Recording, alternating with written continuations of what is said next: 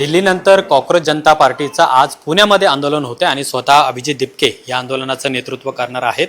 दिल्लीनंतर आज पुण्यामध्ये आणि पुण्याचंच ठिकाण निवडण्याचं नेमकं कारण काय आहे आणि कशा पद्धतीचं आजचं आंदोलन होईल? पुण्याचं ठिकाण निवडण्याचं कारण हे की पुणे हे शिक्षणाचं माहेरघर आहे आणि पुण्यात खूप सगळे स्टुडंट्स आहे.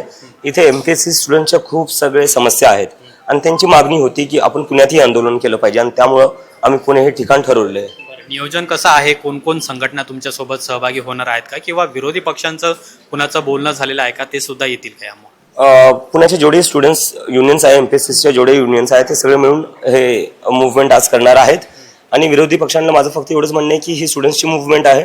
तुम्हाला जर आमच्या मागण्या बरोबर वाटतं, जर तुम्हाला स्टुडंट्सच्या समस्यांवर आमच्यासोबत यायचं असेल, you are free to join us. पण हे कम्प्लिटली एपॉलिटिकल आणि इंडिपेंडेंट असणार आहे.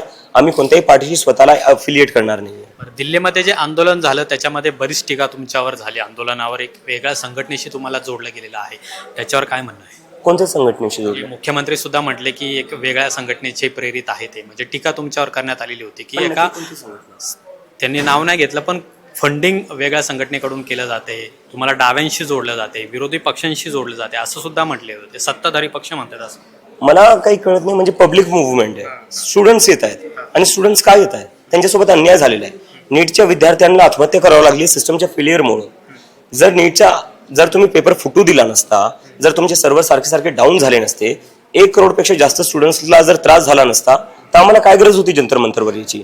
तुम्ही सरकार नीट चालवा, तुम्ही एक्झाम नीट घ्या, हे सांगू गोष्टी होणारच नाही. दिल्लीतलं जे आंदोलन झालं त्यानंतर जवळपास आता 8 दिवस उलटून गेलेले आहेत.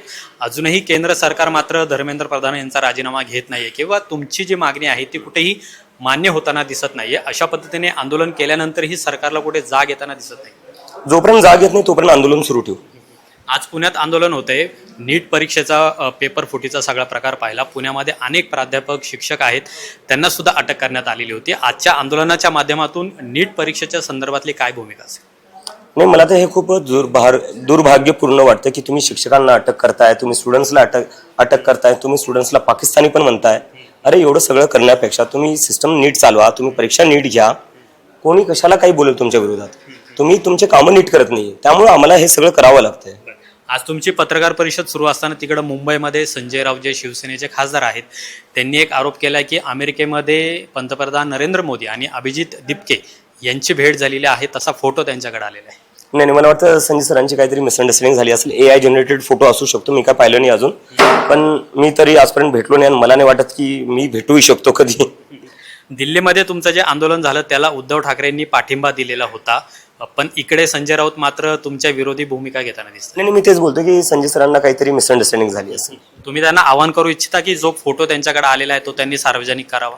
हा, प्लीज. मी म्हणजे संजय सरांना रिक्वेस्ट करेल की तो फोटो होऊ शकलं तर मलाही पाठवा आणि ट्विटरवरही टाका, जेणेकरून मलाही कळेल की फोटो नक्की आला कसा आहे, कारण की मी तर आजपर्यंत कधी भेटलेलो नाहीये. आजचं आंदोलन झाल्यानंतर पुढची दिशा काय असणार आहे? शेवटचा प्रश्न. आता आजचं आंदोलन झाल्यानंतर हे आंदोलन देशव्यापी होणार आहे. देशातल्या बऱ्याचशा राज्यात आम्ही जाणार आहे. राजस्थान, उत्तर प्रदेश, पंजाब, कर्नाटका इथं जाणार आहे आम्ही. आणि नंतर आम्ही सगळे एक आवाहन करणार आहे सगळ्या लोकांना की सगळ्यांनी दिल्लीला यावं आणि जोपर्यंत आपण राजीनामा घेणार नाही तोपर्यंत आपण कोणीच मागं जायचं नाही. खूप खूप धन्यवाद आमच्याशी बोलल्याबद्दल. कॅमेरामन रोहित वनकटेसह अमोल धर्माधिकारी, LS मराठी, पुणे.